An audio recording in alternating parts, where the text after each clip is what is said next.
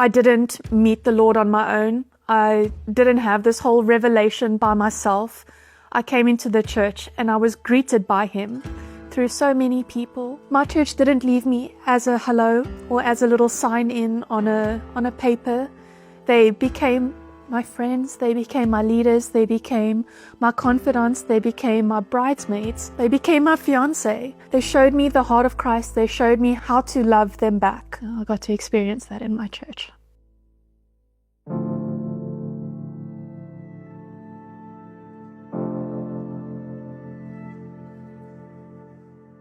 So, beginning of my journey, I was very, very alone. I just got out of a very sore relationship. I didn't have any friends. There was no one I could call on the phone even to go for coffee. There was no reaching out. There was just me in the apartment with my 2 animals, not living with my family.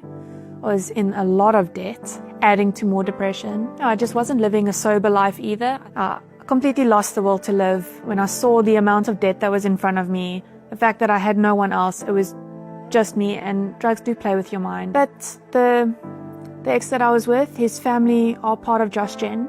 I think without them, I wouldn't be where I was. When they found out what happened, they continued to reach out to me. If I didn't answer the phone, they would show up at the house.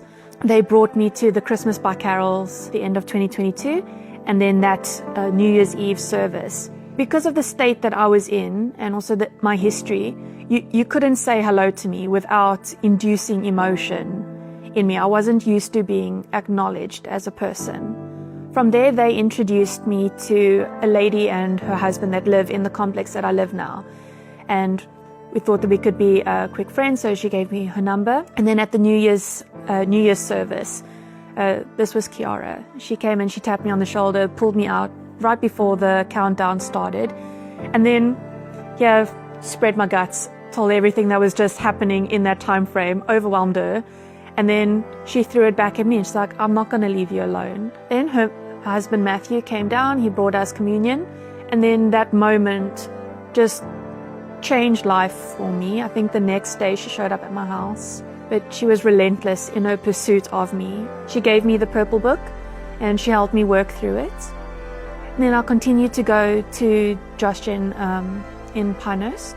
I think within 3 weeks, I was in her apartment, which is actually next door now. That's where I gave my life to the Lord. And then from there, I never looked back.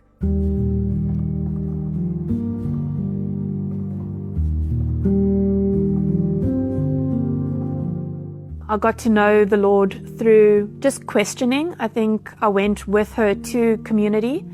And there I met my very first community leaders, Gerard and Christine. There was something of family there. When I started going by myself, then I would be there an hour to half an hour early, and I'd sit outside and I'd wait for them to open. So I couldn't wait to be part of them. I was very sore having to leave that community because I was there with Kiara, but they were going to start a new community and I was going to go with them. And I was excited to be with them, but my heart was so sore to leave that community. But that was the heart that Gerard and Christine put into that com. They absolutely loved us as parents, and I got baptized in their pool. So it was my first moving along in the church.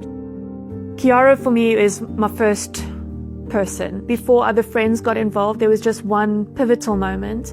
I was reading Matthew 6 for the first time, reading about how He takes care of the lilies of the field. And also, I really didn't have clothes. I maybe had 3 t-shirts, one hoodie, and little shorts. I wasn't really blessed in that area. And I remember reading that passage, and I wrote in my little prayer journal, like, sure, Lord, I really pray that You will reveal Yourself to me so I can look on the outside, how You're working on the inside. This was 4:30, it was after work.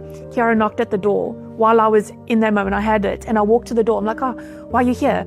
And she pulled out this entire bag of clothing for me, not hand-me-downs. She went out shopping, and she's like, no, I did speak to the elders this morning, and we all felt that this was for you, but to not at the morning, but to wait for now. And I'm like, it wasn't about the clothes. That obedience followed through to, I prayed that in that moment, and that's when He opened that door for me. And that's why I say I'm clothed by the church. And when I say the church, I'm meaning all the different saints and leaders and people that I've spent time with. I'm not talking about just this one office of leaders at church. It was everyone that pulled in to just take me in. Henk and Teresa were my first elders. They were the ones that I met at Carols by Candlelight, and they would check in with me. They gave me couches. I hosted a worship night once in my previous apartment, and I didn't have any furniture. And I thought they were so funny. They would come in. They're like, "Oh, you're just moving." I'm like, "No, just poor." So I thought that was quite cool. And then they came, and I think that was one of the first times he played the guitar for our worship until his fingers bled. And it was so humbling that they would still come to my home. And then when they moved over to Pretoria, then Skalk and Ingrid became my new leaders, and I just became obsessed with them. I was with them all the time. I adored their children.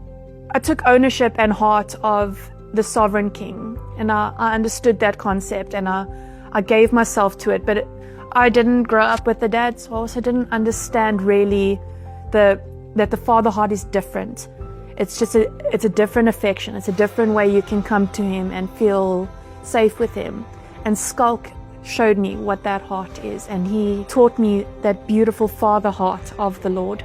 At this time, with accountability, I started to open up about what was actually happening in my finances and in my debt and how I was not making it. And when I shared that with them, I never really had a conversation with Kevin. Kevin is the father of our house.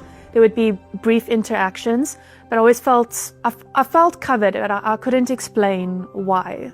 Honestly, miraculously, within a year, that debt was cleared. I found out these elders were having meetings about me to protect me and to see areas that Demica needs a dad or a mom to step into. And they all did that. In the short space of a year and a half, my life went from already deep crying and deep torment to uncomfortable laughter. I think there's so many voice notes on jokes that I found funny and laughed at, and people held on to and received me well in. In interactions, I went from either being sworn at or shunned or disliked instantly to now loved too much and intrusively and kindly and sweetly and honoringly. I went from loneliness and isolation to now my phone doesn't stop, my door doesn't stop opening, my birthdays are overflowing with people and fun and love and home dinners and breakfasts and lunches and phone calls and coffees and cakes. And it's not about the things. It's not about the things, it's about the time spent with the people. It's about being acknowledged when I walked into church.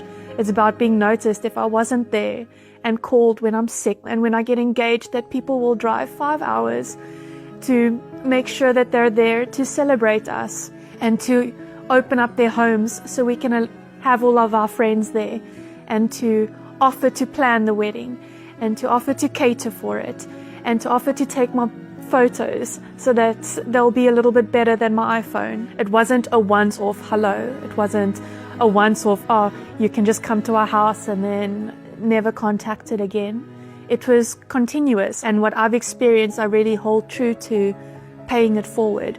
So how I was welcome in for coffee, I welcome in for coffee. How I had a place at people's tables, I don't have a table, but I have couches, I have cushions, I have little stools, I have camping chairs, I have a seat. And in the church, that is really where I learned it's not just a private faith you hold in your heart. It is physical, it is community, it is friendships, it's everyday life, on including people in yours and you implanting yourself in theirs.